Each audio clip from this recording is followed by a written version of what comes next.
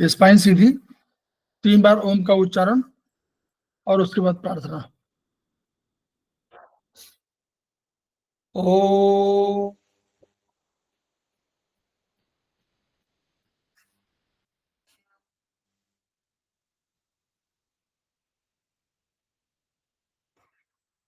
ओ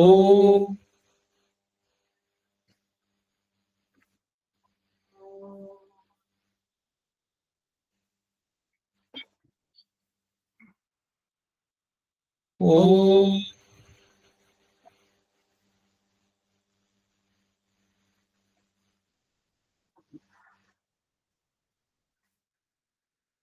वह शक्ति हमें दो दयानिधे, कर्तव्य मार्ग पर डट जाए, पर सेवा पर उपकार में हम निज जीवन सफल बना जाए।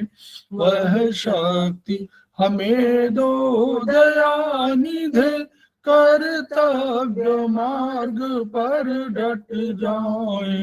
हम दीन दुखी निबलो निकलो के सेवक बन संताप हरे, जो है पिछड़े भूले भटके, उनको तारे खुद तर जाए। वह शक्ति हमें दो दयानिधे, कर्तव्य मार्ग पर डट जाए। छल द्वेष दंभ पाखंड झूठ, अन्याय से निश दिन दूर रहे। जीवन हो शुद्ध सरल अपना, शुचि प्रेम सुधा रस बरसाए। वह शक्ति हमें दो दयानिधे, कर्तव्य मार्ग पर डट जाए।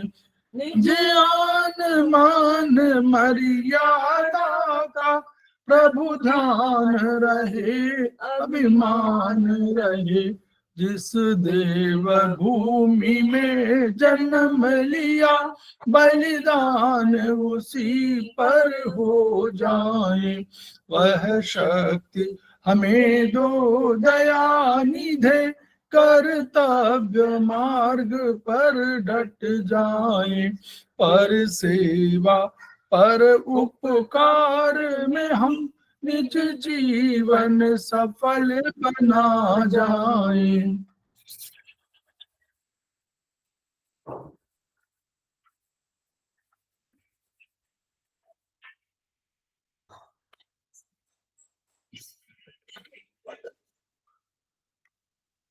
समवायिक क्लासेस में आप सभी का स्वागत है। हमारे बीच में श्रीमती वर्षा श्रीवास्तव, उपाध्यक्ष समवायिक फाउंडेशन उपस्थित हैं, उनका स्वागत है। हमारे बीच में संजय सिन्हा जी उपस्थित हैं, उनका स्वागत है। हमारे बीच में अरुण कुमार पाठक जी उपस्थित हैं, उनका स्वागत है। हमारे बीच में दर्शन भट्ट जी उपस्थित हैं, उनका स्वागत है। हमारे बीच में प्रभजीत कौर जी उपस्थित हैं, उनका स्वागत है। हमारे बीच में यशवती चौधरी जी उपस्थित हैं, उनका स्वागत है। हमारे बीच में अनिल शर्मा जी उपस्थित हैं, उनका स्वागत है।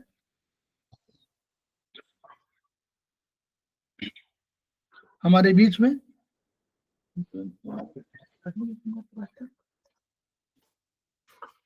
सुशील शर्मा जी उपस्थित हैं, उनका स्वागत है। इसके अतिरिक्त अन्य अगर कोई ने किसी ने ज्वाइन किया हुआ है तो उनका भी स्वागत है। हम लोग समवायिक फाउंडेशन के सदस्य हैं और हम लोग एक्यूप्रेशर शोध प्रशिक्षण एवं उपचार संस्थान प्रयागराज से संबद्ध हैं। वहां के मनीषी ब्रह्मलीन MP खेमका सर की हिमरणी है, जिनकी वजह से, जिनके कारण, जिनके व्यक्तित्व के कारण यह संस्थान और यह थेरेपी विकसित हुई है और आज इस स्तर पर उपलब्ध है। संस्थान का एक मोटो है, each one reach one, each one treat one, each one teach one. उसी मोटो को आपके माध्यम से जन जन जागरण अभियान के तहत पूरे विश्व में फैलाने का हमारा सपना है और हमें विश्वास है कि ये विधा जो अपेक्षाकृत कम खर्चीला लाभ केवल आपको ही नहीं मिलेगा बल्कि समस्त पीड़ित मानवता को मिलेगा। इसी विचार के साथ हम आज की क्लास की शुरुआत कर रहे हैं।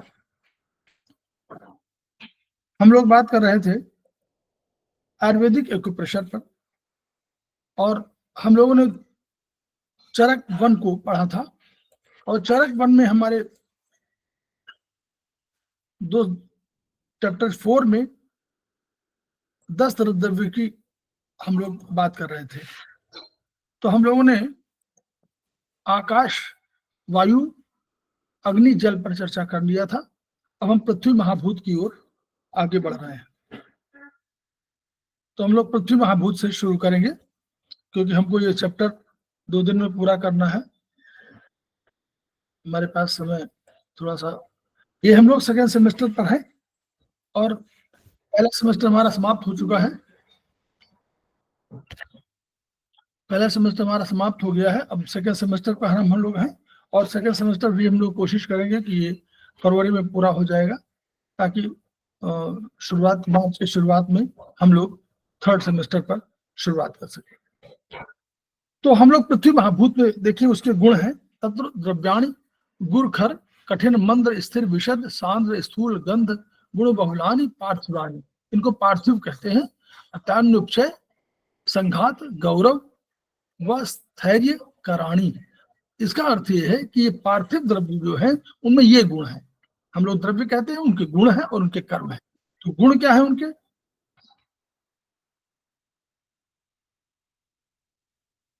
गुण क्या है? उनके गुण है गुरु। गुरु माने ये गुर के रूप में है हम लोग को भारी, गुरुता भारी, यानी जिनके सेवन से, ये द्रव्यों के संदर्भ में जिनके सेवन से शरीर में भारीपन आता है। खर, खर हम लोग मानते हैं कि खर में खुरदुरा के रूप में यूज किया गया है, और वायु भी खर होती है।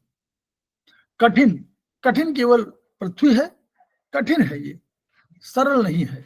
और मंद है, तो मंद हमको जल भी होता है, जल भी मंद है, और लेकिन जल स्थिर नहीं है, वो चलायमान है। तो ये जो पृथ्वी है वो मंद भी है और स्थिर भी है। विशद, विशद माने, विशद के बहुत पर्यायवाची संभव है। विशद माने स्पष्ट, विशद माने बहुत गहन, विशद माने बहुत साफ सुथरा, विशद माने पारदर्शी। ये सब विशद के पर्यायवाची कहे जा सकते हैं। तो विशद कौन है? अग्नि भी है, विशद वायु भी है, और विशद पृथ्वी भी है। ऐसे हम लोग को समझना है। सेकेंड सेमेस्टर में हम लोग को समझना है कि कौन किसमें नहीं है, ये भी तो समझना है। वैसे तो सभी एक दूसरे में समाहित है, लेकिन फिर भी उनके विशिष्ट गुण हैं जो सांद्र, कंसंट्रेटेड। कंसंट्रेशन का मतलब हुआ कि अगर जैसे जल में कहें उसमें आप उसको कुछ मिला दीजिए, तो जल जो सरलता से बहता है वो उतनी सरलता से बह नहीं पाएगा। उसमें ग्रेविटी अधिक मतलब अधिक, वो धीरे धीरे कम कम बहेगा, कम धीरे बहेगा, तो उसको सांद्रता, कंसंट्रेशन बोलते हैं। स्थूल, स्थूल हम सूक्ष्म से स्थूल की तुलना करते हैं। सूक्ष्म बहुत छोटा है, स्थूल विशालकाय है। और गंध हम लोग समझते हैं कि आकाश वायु, आकाश वायु अग्नि गुण, अग्नि जल पृथ्वी में जो हमारे तन मात्राएं हैं, शब्द स्पर्श रूप रसगंध, उसमें पांचवा जो है पार्थिव का, पृथ्वी का। ये पार्थिव द्रव्य उपचय, शारीरिक वृद्धि करते हैं। ये मेटाबॉलिज्म, कैटाबॉलिज्म, एनाबॉलिज्म जो कंसेप्ट है मॉडर्न साइंस में, वही का है कि वो कहते हैं शारीरिक वृद्धि में, क्योंकि जब तक कैटेबॉलिज्म नहीं होगा तब तक एनाबॉलिज्म संभव नहीं होगा। इसलिए उसको इस रूप में हम लोग यूज करते हैं। तो वो शारीरिक वृद्धि, संघात ठोस करते हैं, और गुरुता मतलब भारीपन लाते हैं, और स्थिरता करने वाले होते हैं। इनमें गंध गुण की प्रधानता है। तो ये उसके गुण और कर्मों की बात हो गई। अब दूसरा कंसेप्ट क्या है? माता, माता पृथ्वी पृथ्व्यहम पृथिव्या, यानी हम लोग ये माना गया कि जैसे हमारे माता संसार में, हमारी माता हमारा पालन पोषण करती है, वैसे ही पृथ्वी भी ऐसी ऐसा द्रव्य है जो हमारा पालन पोषण करता है। तो वो पृथ्वी हमारी माता के रूप में है, और हम लोग उसके पुत्र के रूप में हैं। जननी, जननी जन्मभूमिश्च स्वर्गादपिगरीयसी। तो हम जन्मभूमि के संदर्भ में कह रहे हैं, हम उसको पृथ्वी मान सकते हैं। पृथ्वी हमारी जननी है, और उसके क्यों? वो माता की तरह पालन पोषण करती है, पल्लवित पुष्पित करती है, शाक सब्जी देती है, भोजन देती है। सब ये सब चीजों का जो प्रादुर्भाव जो जो निकलता है, ये शाक सब्जियों के माध्यम से, जल के माध्यम से, ये सब चीजें पृथ्वी होती है। तो वो उससे हम क्या करते हैं, पल्वित और पुष्पित होते, हमारा विकास होता है।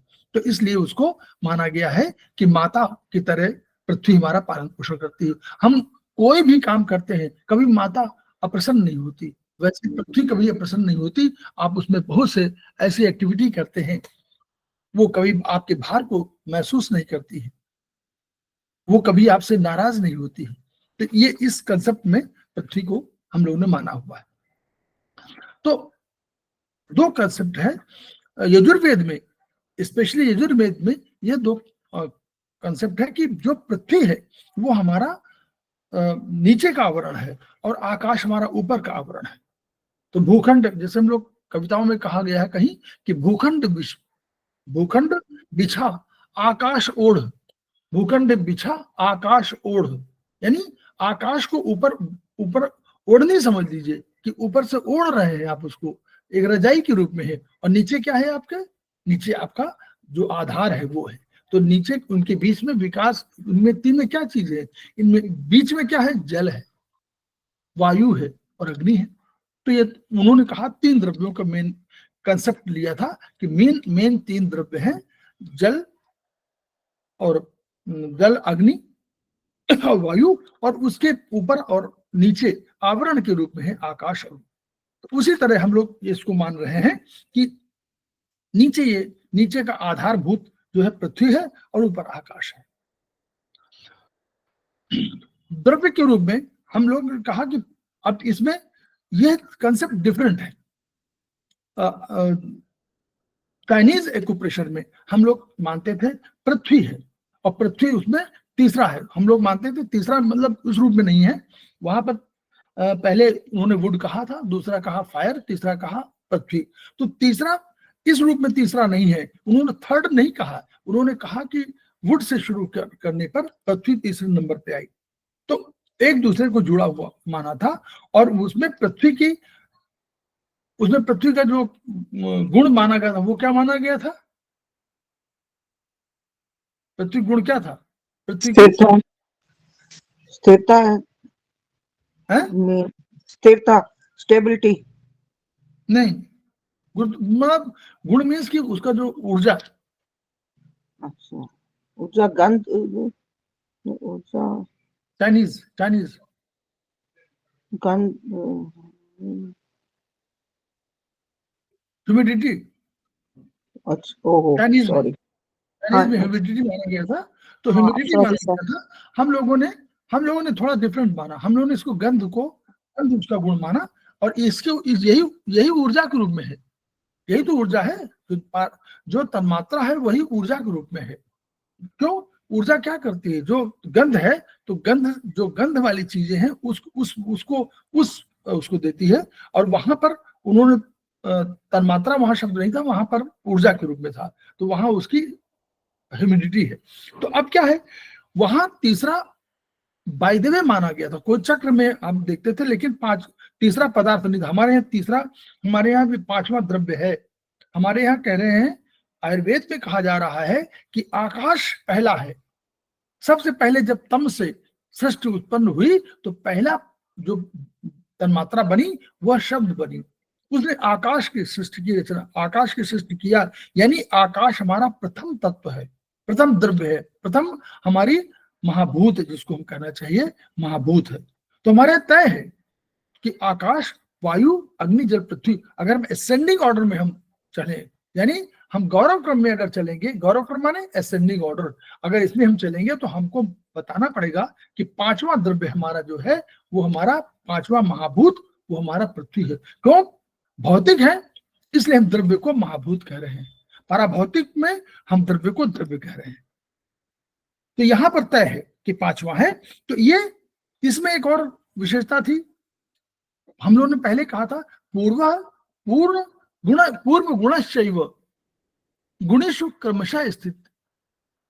तो यानी जो पहले वाले पदार्थ के, द्रव्य के, पहले महाभूत के गुण अगले वाले में जरूर है, क्योंकि उन्हीं से सृष्टि हुई है। तो जो आपके जो मदर फादर के गुण हैं वो बच्चों में आएंगे कि नहीं आएंगे, तो उसी रूप में आप इसको समझ लें कि जो नीचे का है, आकाश है, आकाश से वायु की रचना हुई, तो इसलिए आपको अल्टीमेटली क्या हुआ, अल्टीमेटली क्या हुआ कि वो उसने रचना किया, तो जो आकाश का तत्व है, द्रव्य है, जो उसका गुण है, वो अगले में गुण है, इस रूप में। तो इसलिए पृथ्वी में वो सारे चीजों के गुण होंगे जो आकाश में है, जो वायु में है, जो अग्नि में है, वो जल में है। इस रूप में हम लोगों को इसको समझना है। तो पार्थिव द्रव्य क्या है, ये हम लोगों ने वही पढ़ा था कि जो स्थिर अथवा जड़त्व प्रदान, भारी है और स्थिर जड़ता प्रदान करने वाले हैं। मतलब जड़ता माने स्थिर वहीं पर रह रहे हैं, ऐसा नहीं कि मूवमेंट बहुत करें।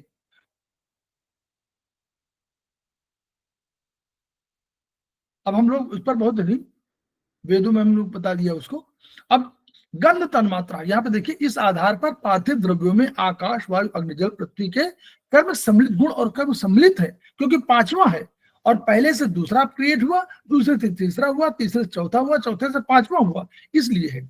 अब हम लोगों ने इसमें पार्थिव द्रव्य क्या है, शरीर तो स्वयं पार्थिव है, अगर कहें तो शरीर स्वयं पार्थिव है, जो मूर्ति के रूप में आपकी जो है, अगर आपकी मूर्ति बनाई जाए जैसे हो, तो वही मूर्ति के रूप में आपको माना जाएगा कि वो पृथ्वी तत्व के रूप में है। और ये सूक्ष्म रूप से क्या है, शरीर में उपलब्ध, जैसे इन्होंने कहा कि शरीर में क्या, अभी तुलना हम लोग कर रहे हैं कि शरीर में स्ट्रक्चर में कहां से पृथ्वी पार्थिव तत्व कहां आएगा हमारे पास, तो हमने कहा कि जो हमारी हड्डियां हैं वो हमारे पार्थिव तत्व है, स्थिर है, स्ट्रक्चर प्रदान कर रही है। जैसे धरती स्ट्रक्चर प्रदान कर रही है, आप उसके ऊपर आधारित है, वैसे ही इस स्ट्रक्चर पर, ये स्ट्रक्चर जो आपका स्केलेटल सिस्टम है, उस पर आपका पूरा का पूरा शरीर टिका हुआ है। तो वही उन्होंने कहा कि वहां 206 यहाँ पर है और वहां लगभग संख्या अस्थियों की 360 मानी गई है, तो 360 करीब मानी गई है और यहाँ 206 हड्डियों कहा। तो अब इस रूप में मत देखिएगा इसको, इस रूप में देखिएगा कि 360 का दूसरा कंसेप्ट है, उसमें बहुत छोटी छोटी चीजों को जो यहाँ पर आयुर्वेद, जो मॉडर्न साइंस में नहीं लिया गया, उन्होंने उसको ले लिया है। जो इसके उपधातुएं हैं वो भी उन्होंने ले लिया है, और उसमें हड्डियों में वो नहीं लिया गया था। तो इसलिए अब वो उस भेद में हम लोगों को जाना नहीं है, लेकिन आयुर्वेद ने 360 के आसपास बताया था, इन्होंने 206 के आसपास बताया,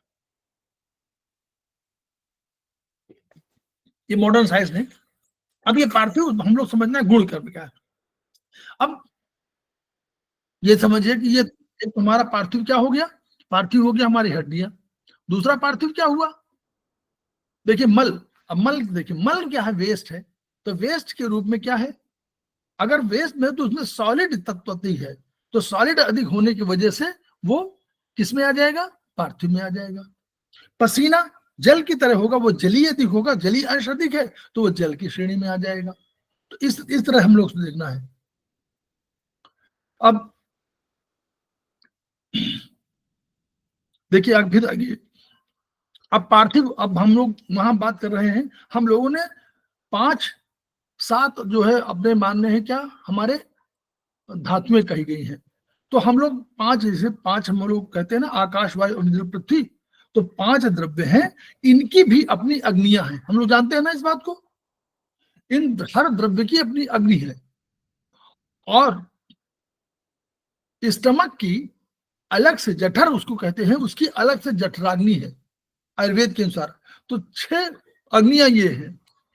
इसके बाद क्या है, हम लोगों ने धातुओं कहा कि धातु क्या है, धातुएं भी क्या करती हैं, धातुएं भी शरीर को धारण करती हैं। कैसे धारण करती हैं, शरीर इनके आधार पर ही शरीर का निर्माण होगा, सारे काम इन्हीं के आधार पर होते हैं, और यही जो है अपने बैलेंस फॉर्म में आपके पूरे शरीर की रचना कर रही है, शरीर को आधार स्थायित्व प्रदान कर रही है। उसमें का रस है, रक्त है, मांस है, मेद है, अस्थि है, मज्जा है, शुक्र है, और शुक्र के बाद हम लोगों ने 8वां, 7 तो माने गए हैं आयुर्वेद में, 8वां हम लोगों ने आयुर्वेदिक एक्यूप्रेशर में 8वां कंसेप्ट लिया हुआ है, ओज कह दिया है, ऑरा, जिसको हम लोग ऑरा बोलते हैं, जो प्रभामंडल बोलते हैं। वो ऑरा जो है, जो आपके चेहरे का टोटल सारे रस रक्त मांस में अस्थि मज्जा शुक्र के माध्यम से, शुक्र हम लोग जान रहे हैं किसको है, शुक्र हम लोग स्पर्म कह देते हैं मेल में, और उधर ओवा कह देते हैं।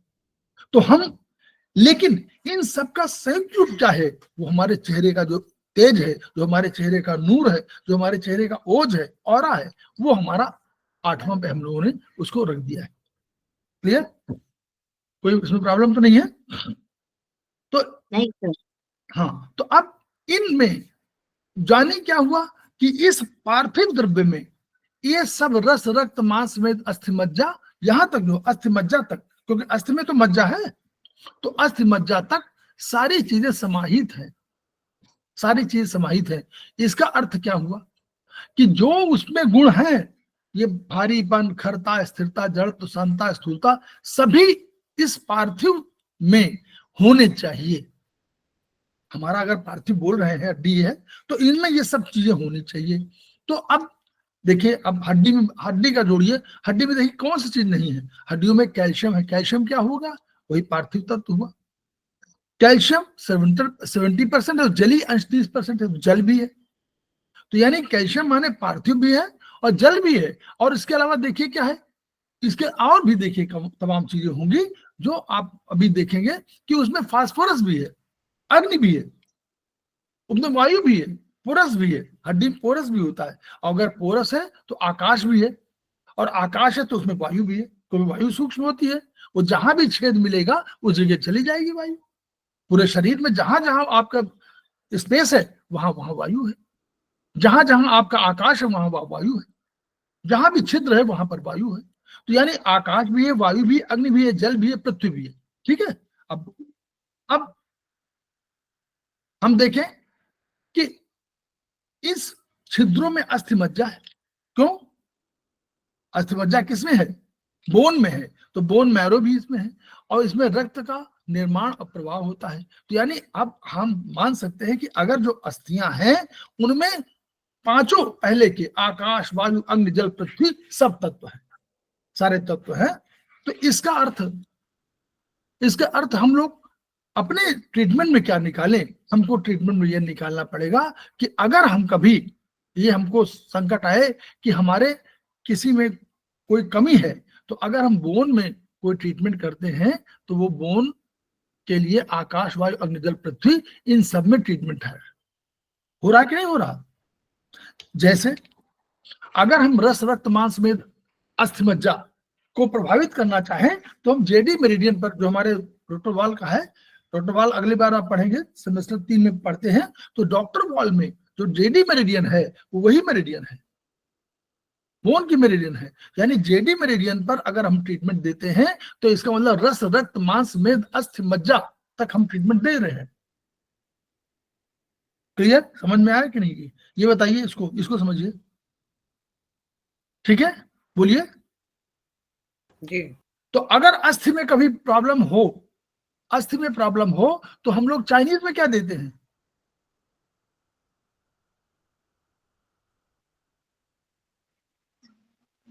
बोलिए। अब आप लोग 3-4 सेमेस्टर में तमाम लोग हैं। किडनी एसेंस क्या सर? 5 टोन फोर्सिडेट। नहीं, चाइनीज में नहीं, चाइनीज में किडनी एसेंस देते हैं क्या sir? Kidney essence, UB11 UB11 देते हैं। हाँ, UB11 UB11, हाँ ठीक है, सब है। UB11 आ जाएगी। किडनी मेरिडियन जो भी आप यूज करना चाहें, K3 K7 कोई भी, K3 K6 K7 तीनों कहीं यूज कर सकते हैं। तो आप UB और UB23 UB47 उसको मत भूलिए। UB23 क्या है? किडनी का UB47 क्या है? वो भी किडनी के लिए उसके बगल में है, UB7 बगल में है। तो UB23 UB47 UB11 और हम लोगों ने क्या बताया अभी? किडनी का कोई भी मेरिडियन, किडनी 3 6 7 तीनों में से कोई, तीनों ले सकते हैं, 3 6 7। ठीक, तो ये अगर हम ट्रीटमेंट दे रहे हैं तो चाइनीज में दे रहे हैं, और वही अगर जेडी मेरिडियन में हम लोग दे रहे हैं तो मेरिडियन कंसेप्ट चाइनीज डॉक्टर वाल के हिसाब से वाईएनएम में दे रहे हैं। लेकिन जेडी मेरिडियन अगर दे रहे हैं डॉक्टर वाल का तो भी वही ट्रीटमेंट है इसी का, और अगर हम वाईएनएम में दे रहे हैं तो भी हमारा ट्रीटमेंट पृथ्वी का। तो यानी उनके देने से हमारे बहुत चीजें ठीक हो जाएंगी, ये कहने का कंसेप्ट है। इसलिए जेडी मेरिडियन बहुत महत्वपूर्ण मेरिडियन है, और जो आपको अगले जो भी सेमेस्टर में 3 सेमेस्टर में आएगी। ठीक, तो अब छिद्रों के रूप में ये वही जो बता रहे थे, आकाश तत्व है, रक्त निर्मित रक्त, मज्जा, वायु, अग्नि सब तो है। अगर रक्त है, रक्त भी तो हम कहते हैं हीट का है, तो वो भी वायु है। अग्नि है, फास्फोरस है, इसलिए अग्नि है। 30% जल की मात्रा सभी है, तो यानी हम लोग सब के रूप में उसको देख रहे हैं। अब मान लीजिए 30% जल होता है और 70% हमारा कैल्शियम युक्त पदार्थ है, और पूरे बोन्स में 99% कैल्शियम बोन्स में होता है। जो शरीर में जितना आपके पास कैल्शियम है उसका 99% आपका बोन्स में होता है। तो अब कभी हड्डियों में जैसे जैसे हड्डियों में क्या होता है, ये जलीय अंश कभी कभी बढ़ जाता है, बैलेंस नहीं होता। कभी कभी जलीय अंश बढ़ गया, अब जलीय अंश 40% अगर हो गया तो क्या होगा, आपकी ब्रिटल हो जाएंगी, हड्डियां ब्रिटल हो जाएंगी, और वो आपको, उसको हम लोग कहाँ नापते हैं, कौन सा टेस्ट है, कोई बताएगा?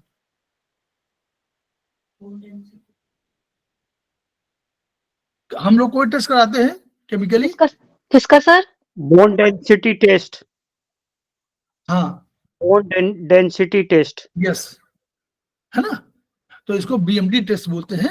तो हम लोग उस टेस्ट के माध्यम से हम लोग समझते हैं डेंसिटी का।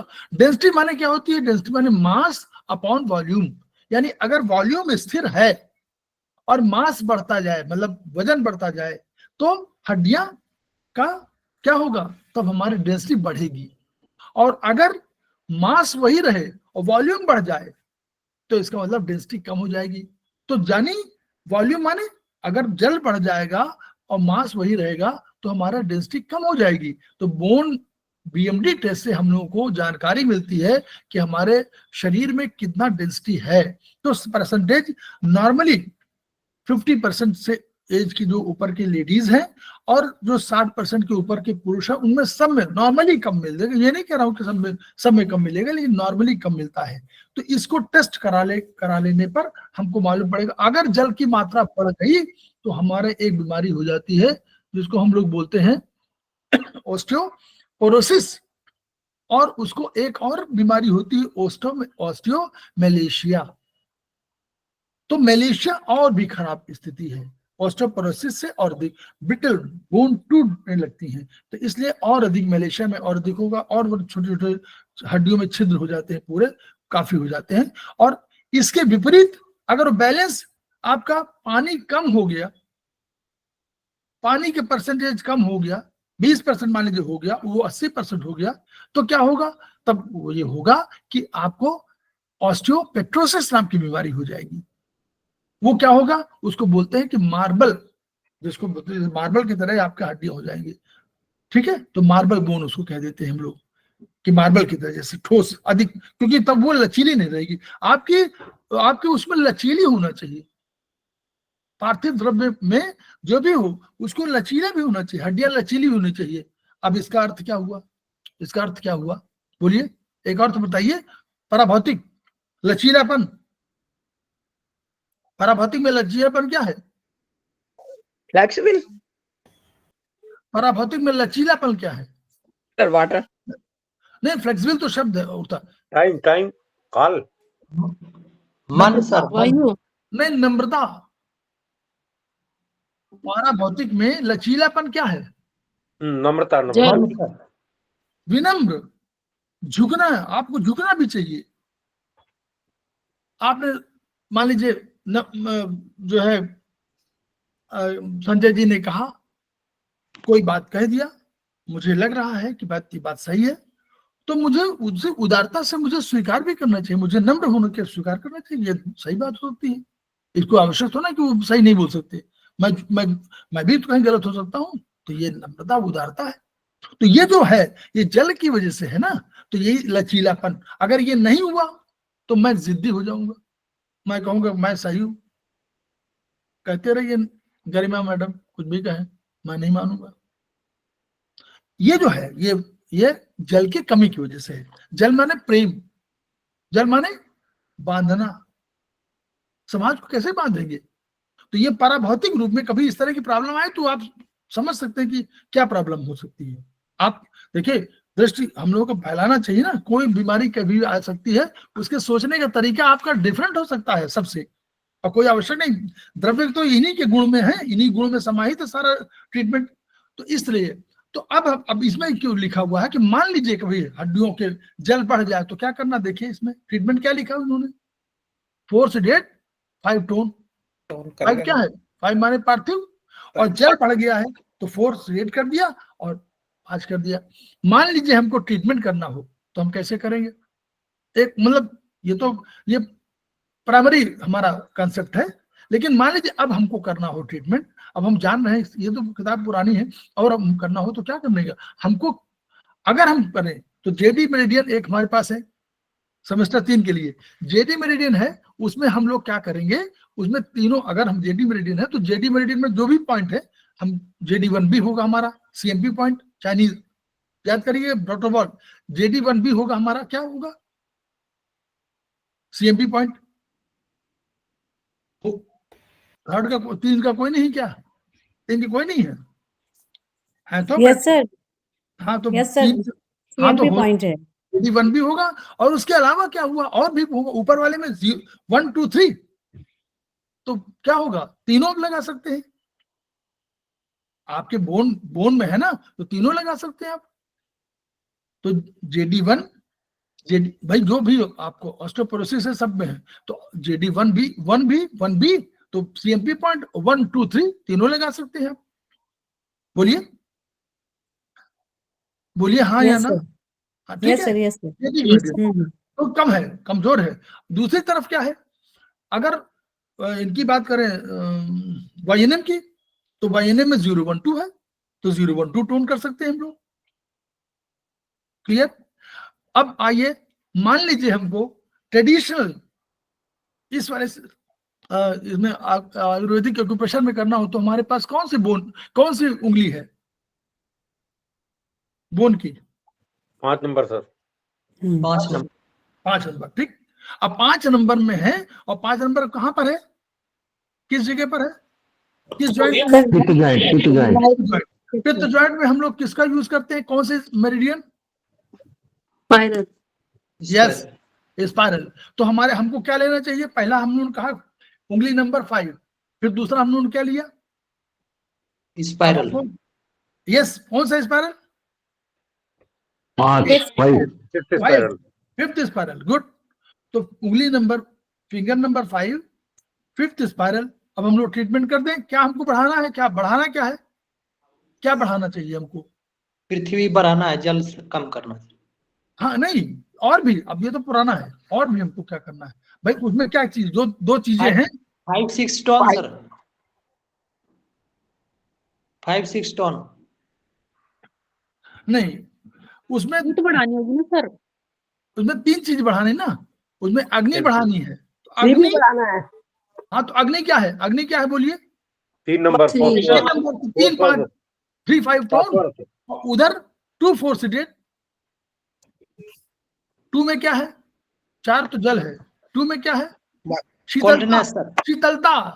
शीतलता शीतल हो गई है ना, ठंडक की वजह से शीतल हो गई है, तभी तो भंगुर हो रही है, शीतलता बढ़ी है उसमें। तो जल का वायु का गुण एक और भी है, शीतलता। तो जहां 2 4 को हमका यूज करते हैं कहीं कहीं, तो वहां शीतलता के आधार पर भी करते हैं।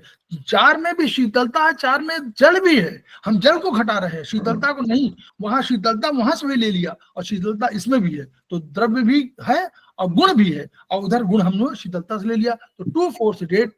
और बैलेंसिंग के हिसाब से भी है, हम लोगों ने बैलेंस किया, 2 एनर्जी इधर 2 एनर्जी इधर, 2 4 सेडेट 3 5 टोन। ये आपका किसका हो गया। और आगे पढ़ेंगे जब सेमेस्टर 4 में, तो फिर और एक और हम लोग को मिलेगी डॉक्टर वाल का ही है, डॉक्टर वाल के आधार पर हम लोगों ने उंगलियों में ज्वाइंट में रख दिया भाई, वो अलग पढ़ाएंगे, अभी नहीं बताएंगे। ठीक, क्लियर हो गया? चलिए, ओके सर। अब इसमें पृथ्वी आकाश में सक्रियता न्यूनतम हम भी जानते हैं, सक्रिय पृथ्वी आकाश दोनों कम सक्रिय है, कम मूवमेंट वाले हैं ना, और वायु अधिक सक्रिय है। तो वायु क्या करती है, इनको आधार वायु ट्रांसफर कर देती है। वैक्यूम में कोई ट्रांसफर नहीं होता साउंड एनर्जी का, ठीक है। तो महाभूत, अब ये जल महाभूत किसके साथ संयोग करता है? अग्नि से। अब तो वहां क्या बनाता है? पृथ्वी के साथ, पृथ्वी के साथ करता है। जल महाभूत अग्नि के साथ करता है, तो अलग पॉइंट है। हम यहाँ पृथ्वी के संदर्भ में बोले तो पृथ्वी और जल क्या बनाते हैं? Cup sir, cup. Good, cup बल, कप बल बनाते हैं, ये बल है। और ये तो ये क्या करता है? मूवमेंट करता है। जल में मूवमेंट है, पार्थिव में तो कोई मूवमेंट नहीं है, पार्थिव में नो मूवमेंट, लेकिन जल में मूवमेंट है, मंद है, वो आगे थोड़ा सा मूवमेंट करा देता है। तो हमारा जब कभी बोलस ऊपर से नीचे उतरता है तो उसमें कफ रहता है, कफ की वजह से वो नीचे उतरता है, ताकि उसको आगे गति मिलकर के वो मूवमेंट कर ले। ठीक, अब ये तो आप जो है पार्थिव स्वयं बैठा है, मतलब पार्थिव माने स्थिर है, और प्रेम, पानी प्रेम की ताकत यहाँ बैठा है। उन्होंने आटा उदाहरण दिया, आटा और जल। तो आटा तो पार्थिव है, वो बिल्कुल बैठा और स्थिर है, वो मूवमेंट नहीं करेगा। पानी प्रेम की ताकत है जो उसको क्या कर लेती, कन्वर्ट कर देती है, और बोलस में, बोलस को मूवमेंट के लिए प्रेरित करती है। ये वाटर है, ठीक है, वही उसी बताया हुआ। इसको हमको समझना, पढ़िए, इसको पढ़िएगा, और उसी चीज में है। तो ये अब देखिए, पर इन्होंने कहा कि पृथ्वी को हम लोग क्या कह रहे हैं? पृथ्वी में पार्थिव द्रव्य है ना, तो पार्थिव द्रव्य में सब, देखिए ऐसा मत सोचिएगा कि पार्थिव द्रव्य में सब में पार्थिव अधिक होगा, ऐसा नहीं है। पार्थिव द्रव्य है, पृथ्वी के गर्भ से उत्पन्न है, लेकिन उनमें कोई जिनमें आकाश तत्व अधिक हो सकता है, किसी में वायु तत्व अधिक हो सकता है, किसी में अग्नि तत्व अधिक, किसी में जल, और किसी में पार्थिव।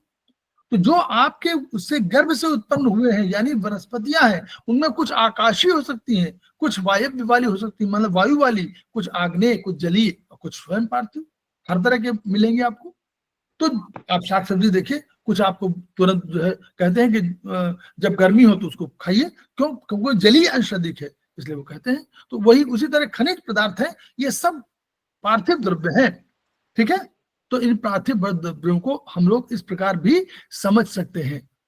तो अब इसी में देखिए, वो कुछ नहीं, बस उसको बताना है कि प्रमुख calcium, phosphorus, potassium, chloride, sodium, लोहा, तांबा, सल्फर, क्लोरीन, आयोडीन, ये उसके अंदर है विद्यमान पृथ्वी के गर्भ में।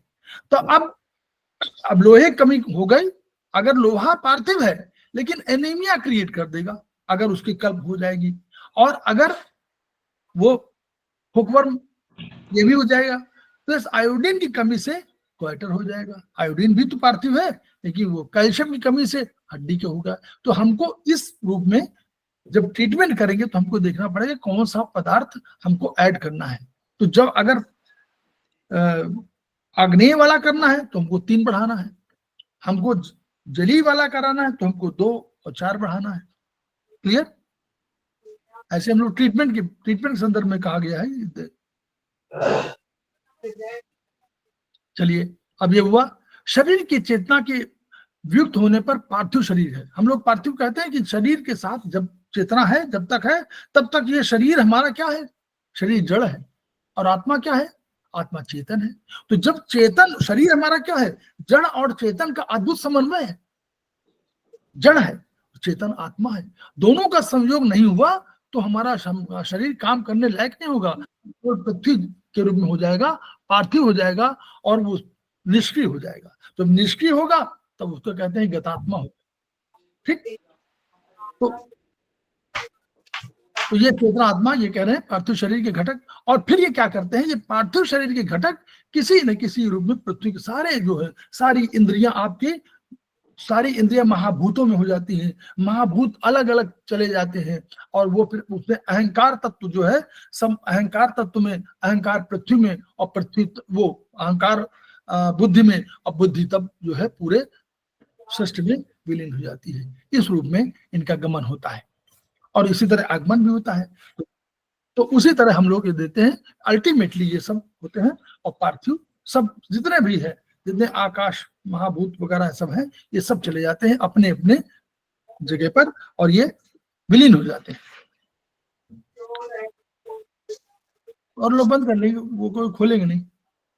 अब ये ठीक है, तो हम लोग ये देखा हुआ। अब इसी को देखिए, ये इसको आप लोग दोबारा पढ़िएगा, हम लोग पहले पढ़ चुके हैं, याद है?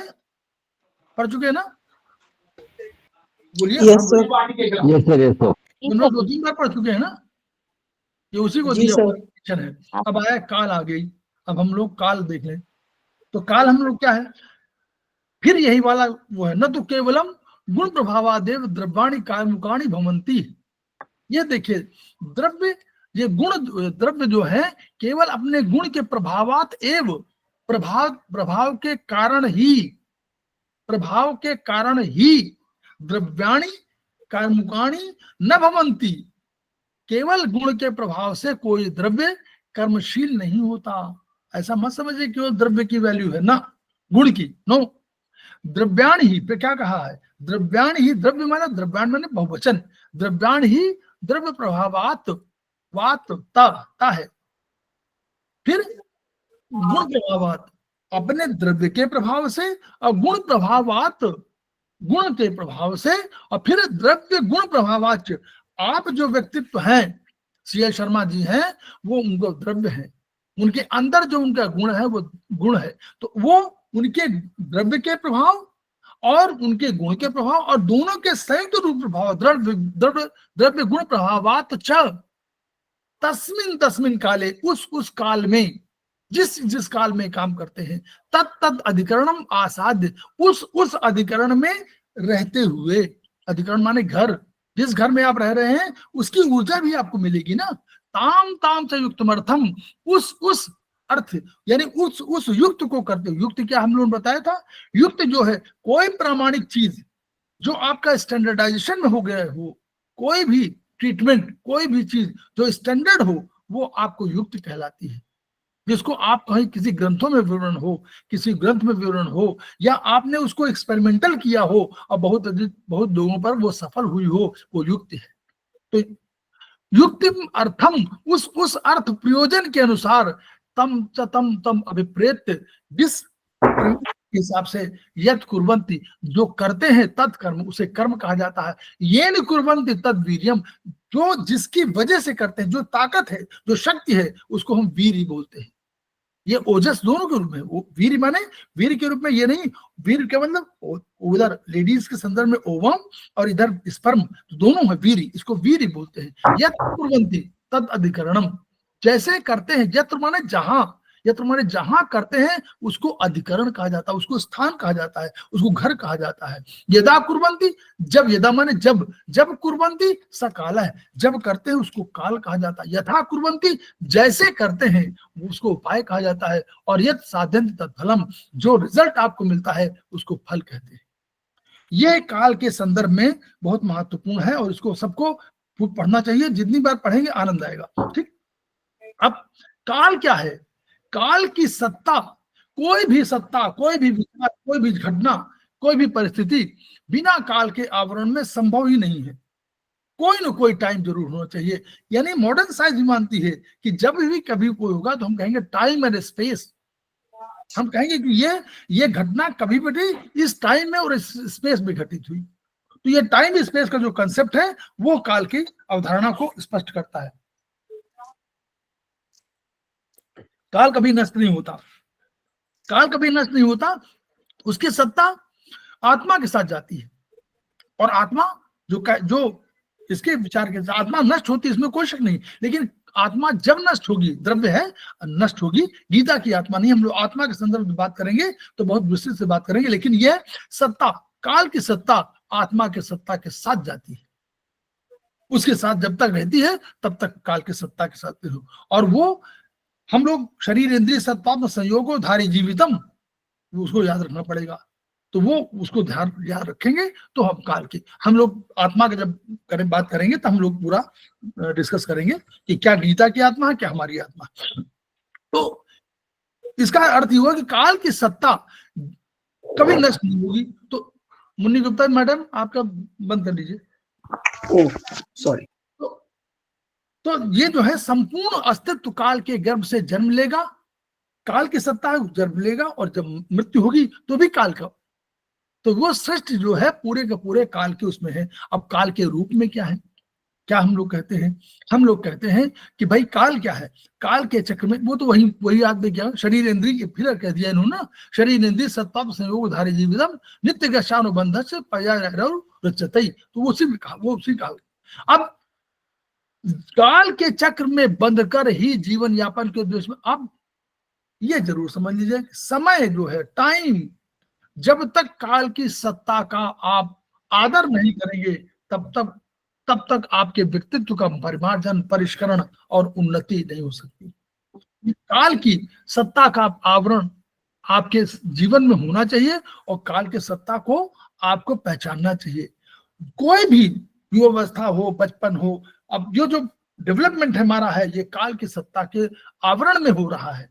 ये ऋतुएं हो रही है काल के आवरण में हो रही है, बारिश हो रही है काल के आवरण में हो रही है, ये हमारी गर्मी हो रही काल के आवरण में, ये हमारा ठंडक है काल के आवरण में, ये चंद्र, सूर्य चंद्र जो इधर उधर जा रहे हैं ये काल के आवरण में, ये सब काल के आवरण में बंधे हुए हैं। तो यानी इन सब के आवरण में बंधा हुआ है। तो इसको गणना इस रूप में, काल के गणना के रूप में हम लोग उसको संख्या से अधिक जानते हैं।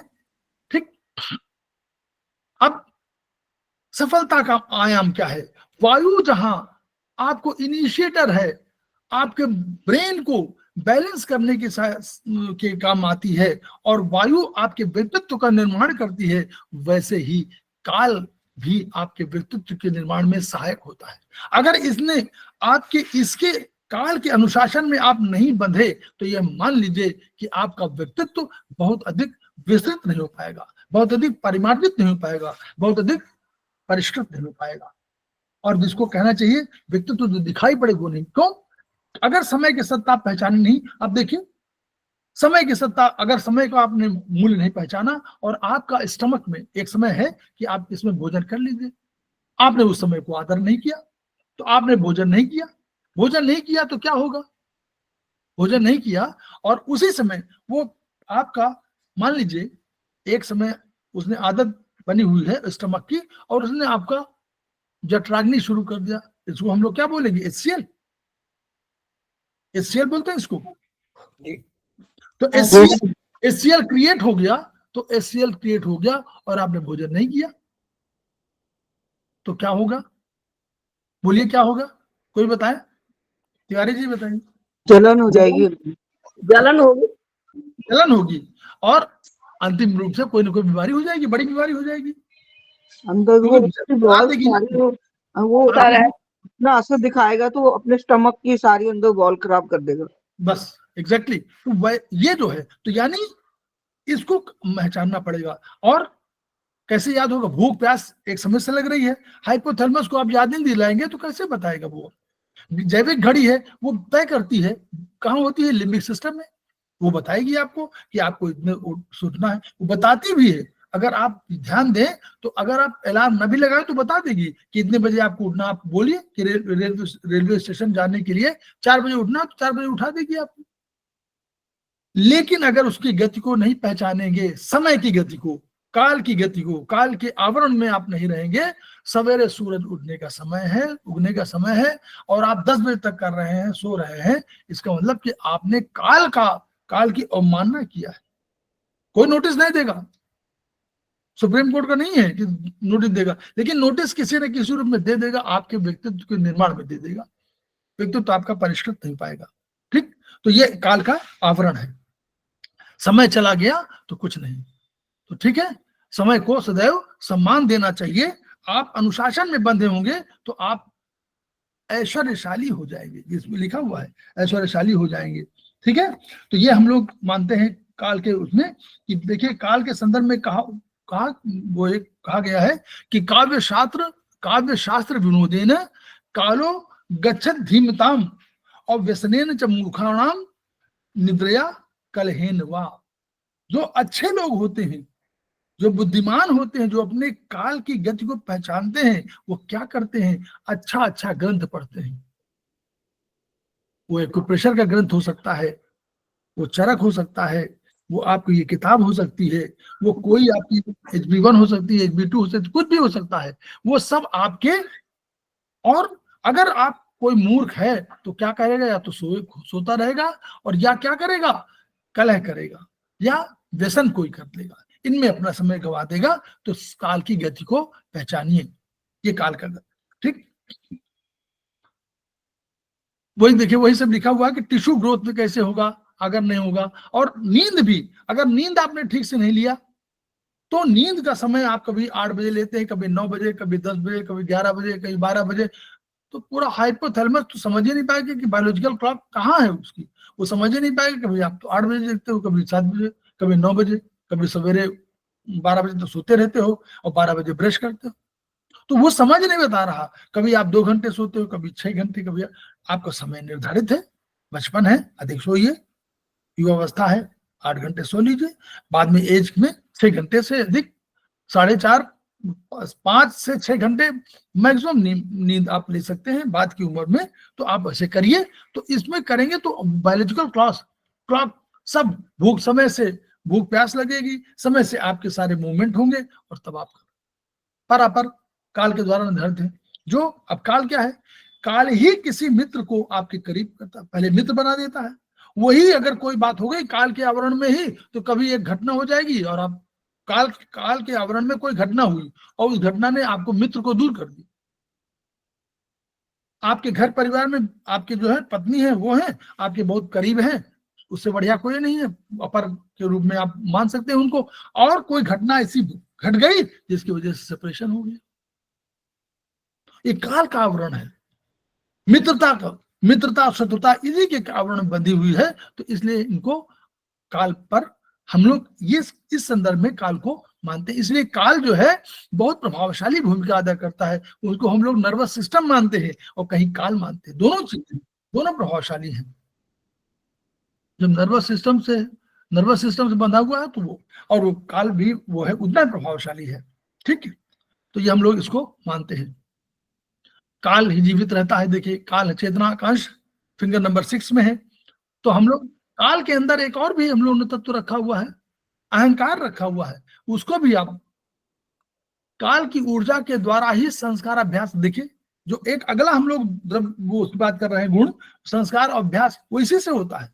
क्योंकि काल के आधार पर ही जब आप बढ़िया बोध करते हैं, उसका मतलब उसको आदर करते हैं, सम्मान देते हैं, तो आप क्या है, अभ्यास करते हैं, और जब अभ्यास करते हैं तो वो संस्कार में कन्वर्ट होता है बाद में। तो ये उसको उन्होंने कहा।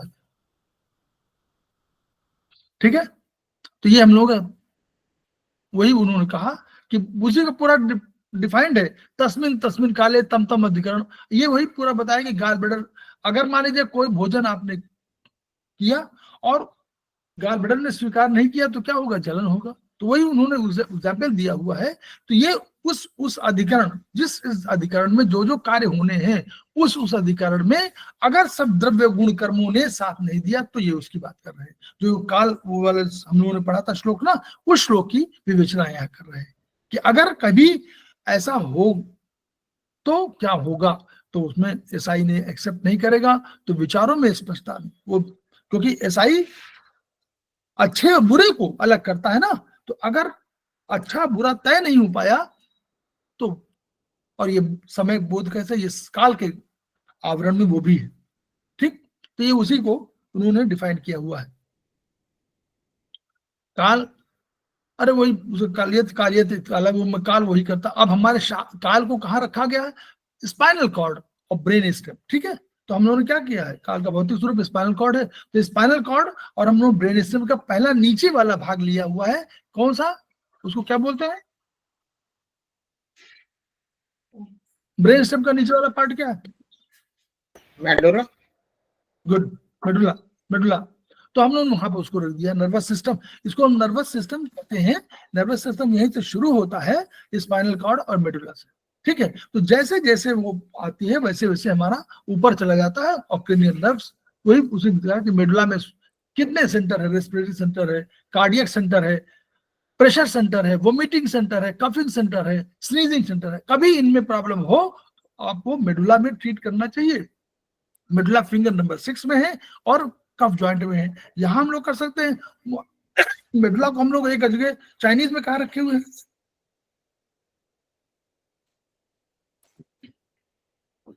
चाइनीज में कहां पर हम लोग मेडुला को रखे हुए हैं, बोलिए। लेफ्ट रिंग फिंगर, हाँ? मेडुला और ये लेफ्ट रिंग फिंगर। नहीं, मेडुला को माँ का रखा हुआ वहां पर, मेडुला को नीचे ना, कब ठीक है। तो ये जो पूरा वही है, ये काल का आवरण है, और काल को ही ये समय से आपका डेवलपमेंट होना, लेडीज में, जेंट्स में ये जो होना है, ये सब चीजें बौद्धिक विकास भी तो करने के लिए सहायक है। तो इसको हम लोग डेवलपमेंट बोलते हैं, एक ग्रोथ एक डेवलपमेंट, इसको डेवलपमेंट बोलते हैं कि जैसे जैसे आपका शरीर बढ़ रहा है वैसे वैसे आपके ऑर्गन्स को जो काम करना है उसके हिसाब से उसको डेवलपमेंट होना चाहिए। अगर नहीं हो रहा है तो गड़बड़ है। तो ये वो कह रहे हैं कि काल, ये देखिए, समय पर भूख प्यास न लगना, नींद का आना, ये सब वो है। और उसी तरह बिस्तर गीला करना, ये सब जो है मल उत्सर्जन में कई घंटे लगना, काल का ही तो आवरण है। ये इन्हीं सब निश्चिंता, भय, अवसाद, मनोभाव, ये सब प्रभावित होते हैं काल द्वारा। उक्त रक्तचाप और थायराइड का उपयोग, ये सब पूरा डिटेल में आप पढ़िए। अब ये यहाँ पढ़िए, ये सब सामान्य रूप से अगर आपको रिंग फिंगर में करें और वो, तो फिंगर नंबर 6 जो भी जहां भी आएगी, चाहे पैर में, हाथ में, वैश्विक रूप से 6वीं लंबवत या 6 में, इसी में 6 वर्टिकल, 6 हॉरिजॉन्टल, 6 स्पाइरल, तीनों प्रयोग कर सकते हैं आप लोग। तो वहां पर आप लोग इसको ट्रीट कर सकते हैं, ये उनको कहा हुआ है। तो यानी अब अगर हमको कभी अहंकार को नष्ट करना हो तो क्या करेंगे हम लोग, इसी फिंगर नंबर में हम लोग उपचार कर सकते हैं। क्या होगा उपचार?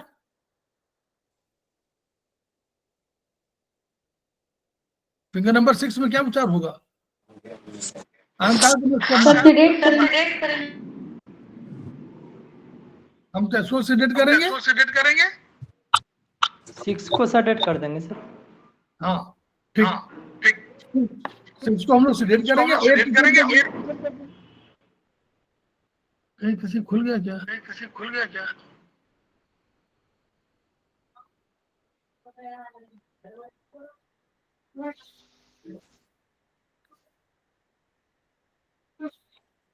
अब आइको कर रही है अब? चलिए ठीक है। नहीं सर। अच्छा ठीक है। दिशा देखिए, दिशा जो है भौतिक, तिवारी जी 10 मिनट। दिशा जो है, दिशा का क्या है, दिशा भौतिक भी है और पराभौतिक भी है। आप बाएं दाएं ऊपर नीचे ये सब दिशा है, और पूरा पश्चिम उत्तर निश्चित दिशा, ये तो भौतिक है। लेकिन पराभौतिक क्या है?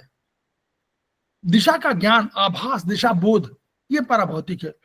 अब देखिए, हम अब अपने चक्र वाले में देखिए क्या हम लोग करते हैं। चक्र मेरिडियन में क्या है, करंट जो हम अगर पीला वाला हम रखते हैं तो पीला वाला क्या करते हैं, कहते हैं यूं करके एनर्जी लेकर के ऊपर फेंक देता है, तो यानी फैलाता है ना वो, ये दिशा ज्ञान है ना।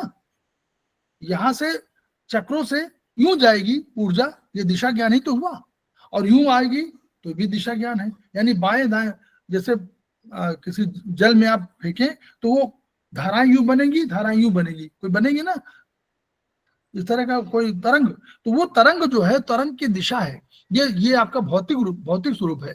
और क्या है दिशा का, ये है कि दिशा आपको कैसे करेगी, मतलब दिशा का बोध क्या होगा, आपको जीवन का किस रूप में जाना है, कहाँ जाना है, आपको क्या ध्येय है, क्या उद्देश्य है, ये हमारा पराभौतिक रूप से दिशा का बोध है। ठीक है। तो ये दिशा बोध पहले भी लोगों का था, और अगर ये नहीं होता तो मैग्नेट कैसे बनते? मैग्नेट कहते हैं कि मैग्नेट जाएगा और अपनी एनर्जी को फैला देगा। तो ये फैलाने का जो विचार है वो दिशा का ही तो विचार है, ये भौतिक रूप से दिशा का विचार है। और बोध क्या है? दिशा बोध। तो दिशा को पराभौतिक भी कहा गया है, भौतिक भी कहा गया है। कैसे? चक्र व स्रोत को ही चक्र व स्रोत के रूप में पराभौतिक दिशा स्वरूप देखा।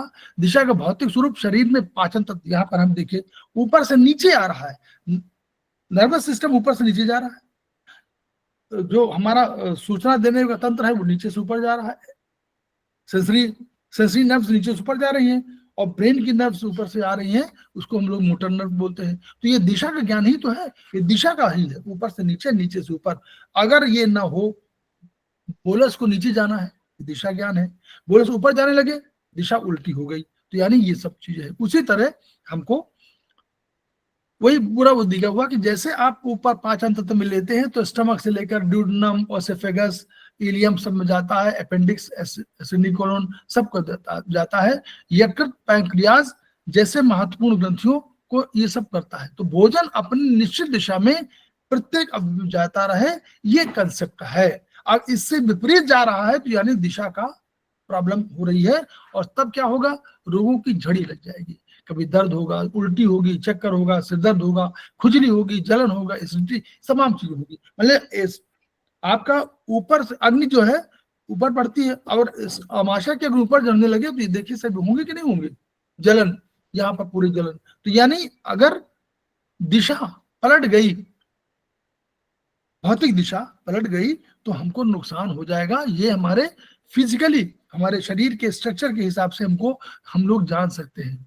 तो दिशा भौतिक रूप में द्रव्य है जो कि प्रधानतया पराभौतिक है, नॉर्मली पराभौतिक है, कि हम क्या समझें कि हमको किस दिशा में जाना है, हमारे जीवन का लक्ष्य क्या है, हमारे जीवन का ध्येय क्या है, हमको कैसे उन्नति करना है, हमको ट्रीटमेंट करना है तो कैसे ट्रीटमेंट करना है, ये सब दिशा का ज्ञान है। वही एफरेंट नर्व की बात कर रहे लगे उन्होंने, इसी को उन्होंने कहा दिशा के भौतिक स्वरूप। अब दिशा के माध्यम से ये देखिए, इसको देखिए, नशे का उपचार।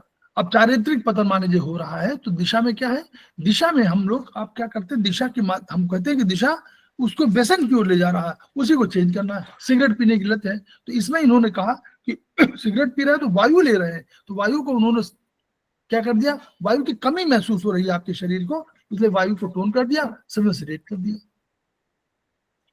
ठीक है, वहीं पर जिस जिस जिस फिंगर में आप 8 नंबर लेंगे तो वहां पर आप कर सकते हैं 2 टोन 7 सेडेट।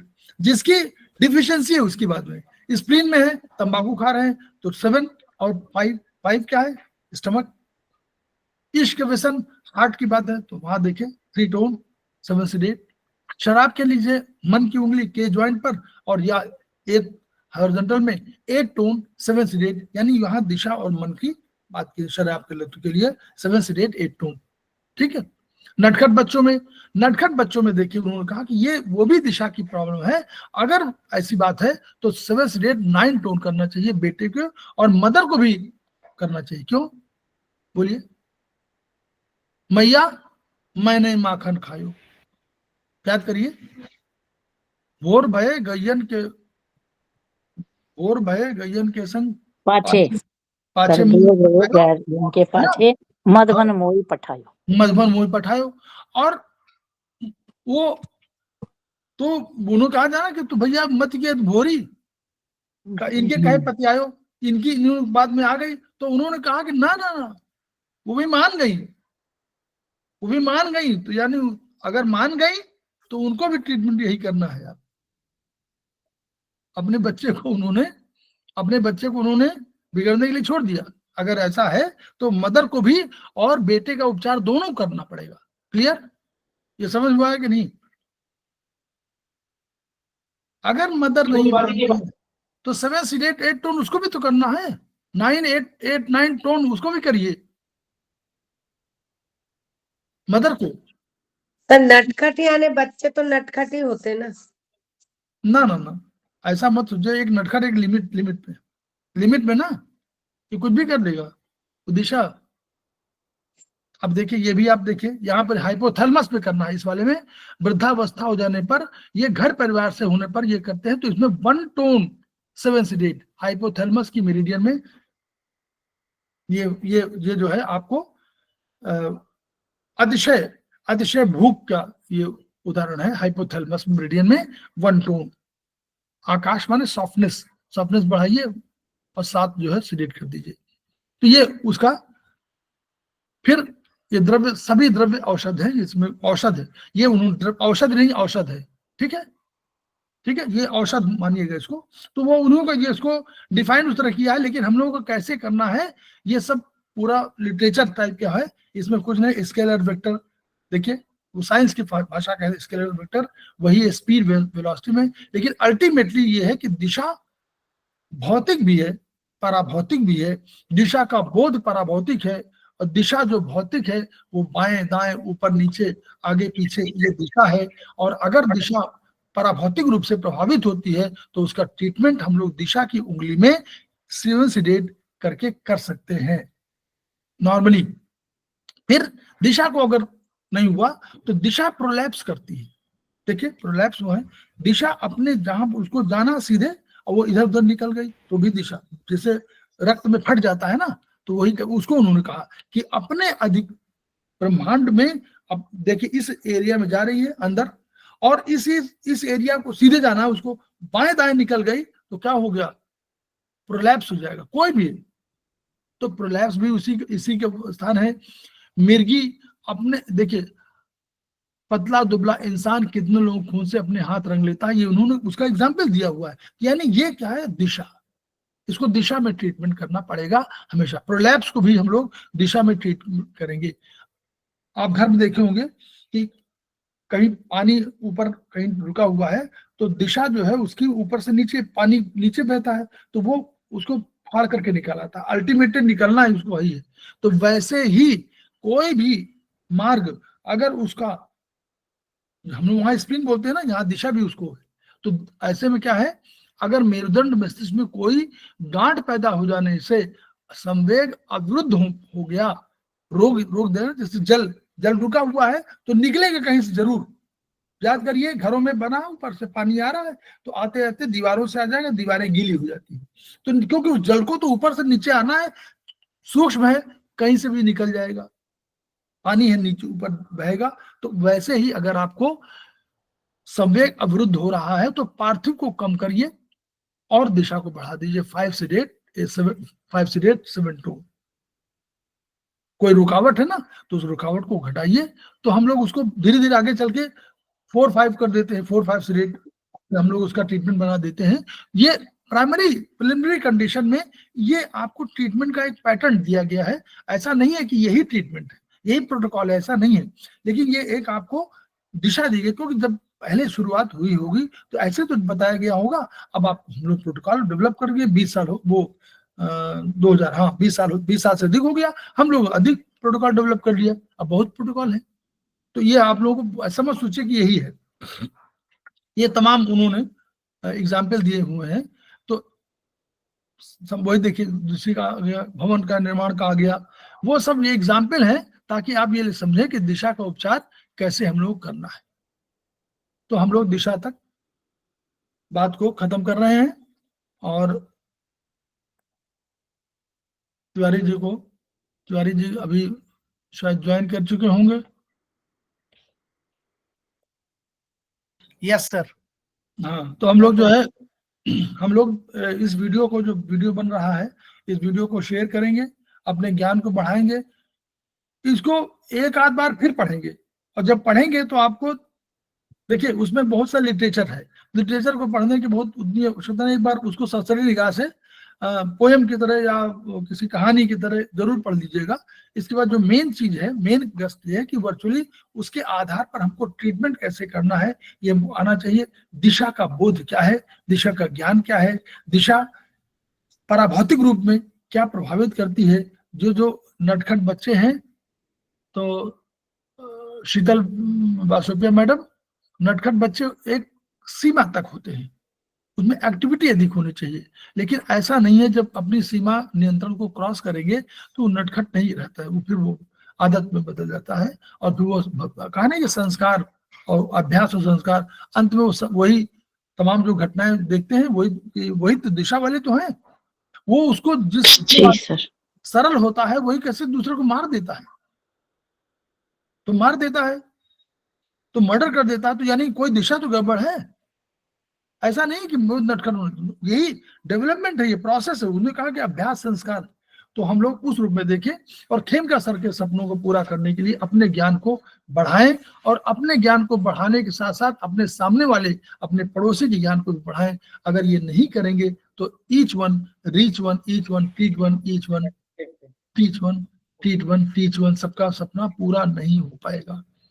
तो हम लोगों को सपना पूरा करना है, दृढ़ प्रतिज्ञ करना है, दिशा ठीक रखनी है। ठीक रख।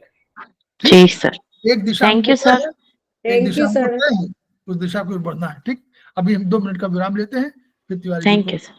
Thank you, sir. Thank you. Thank you. Thank you very much.